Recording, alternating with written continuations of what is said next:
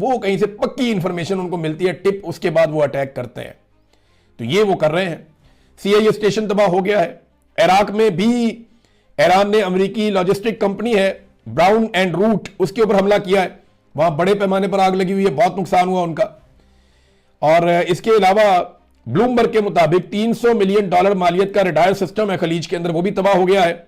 ये उसकी फुटेज भी दिखा रहे हैं साथ में, ये ब्लूमबर्ग दिखा रहा है। और इसका एयर डिफेंस के लिए एक बड़ा कलीदी किरदार था। फिर कुवैत में अमेरिकी फौजी अड्डे की तबाही के सैटेलाइट मनाजर भी आ गए कि जनाब ये भी देख लें। फिर बगदाद इंटरनेशनल एयरपोर्ट के करीब अमेरिकी बेस है विक्टोरिया, उसके ऊपर हमला किया, वहां पे भी आग लगी हुई है, ये मनाजिर भी आ गए हैं। और UAE में पैट्रियट डिफेंस सिस्टम को निशाना बनाने का एक बहुत बड़ा दावा सामने आया। ये पैट्रियट डिफेंस सिस्टम, ये दुनिया में 2-3 है जो दुनिया के टॉप के हैं। एक पैट्रियट है अमेरिकन, एक रशिया का S-400 है, वो एक और पे काम कर रहे हैं जो उससे भी जदीद है। चाइना का एक है बहुत लेटेस्ट, वो आने वाला है, उसके ऊपर भी वो काम कर रहे हैं। दुनिया के बेहतरीन यही सिस्टम है। वो कहते हैं UAE के अंदर जो है ना, वो पैट्रियट का एयर डिफेंस सिस्टम, उसको निशाना बनाने का दावा किया। कुछ वीडियोस और तस्वीर भी इसमें सामने आ रही हैं। अब ट्रंप ने ये अमेरिका के साथ क्यों करवा दिया? अमेरिका के साथ तो ये बहुत घिनौनी हरकत हो गई ना, चौधराहट ही गई। यानी एक ये मिथ बनी हुई थी ना, इसको नहीं गुमार सकता, इसको ना नहीं कर सकता कोई, इस पे अटैक नहीं किया जा सकता, भाई इस तक मिसाइल पहुंचता ही नहीं है, वो सारी टूट गई।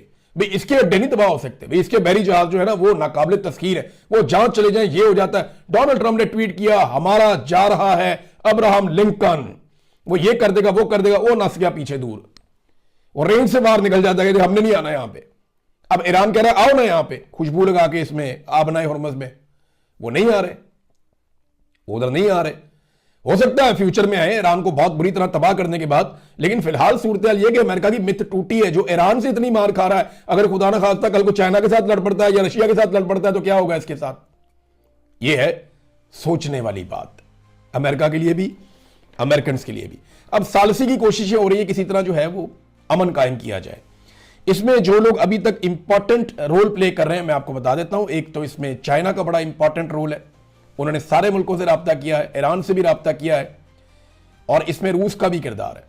रशिया ने ईरानी सदर से राब्ता किया और अपनी सपोर्ट का यकीन दिलाया, और रशिया पूरा खुलकर सपोर्ट कर रहा है इस वक्त ईरान को, जबकि चाइना भी ईरान को सपोर्ट करता है, उसकी खुदमुख्तारी को सपोर्ट करता है और उसके दिफा करने को भी सपोर्ट करता है।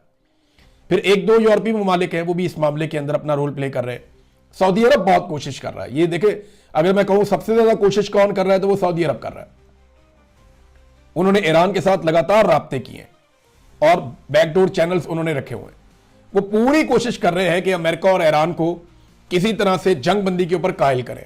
इसराइलियों के साथ तो वो बात ही नहीं करते, उन्हें पता है कि ये तो फितना है, ये तो लड़ाई करवाएंगे, ये तो लड़ाई के अलावा इन्हें कुछ सूझ नहीं रहा इस वक्त, ये समझते यही है सऊदीज।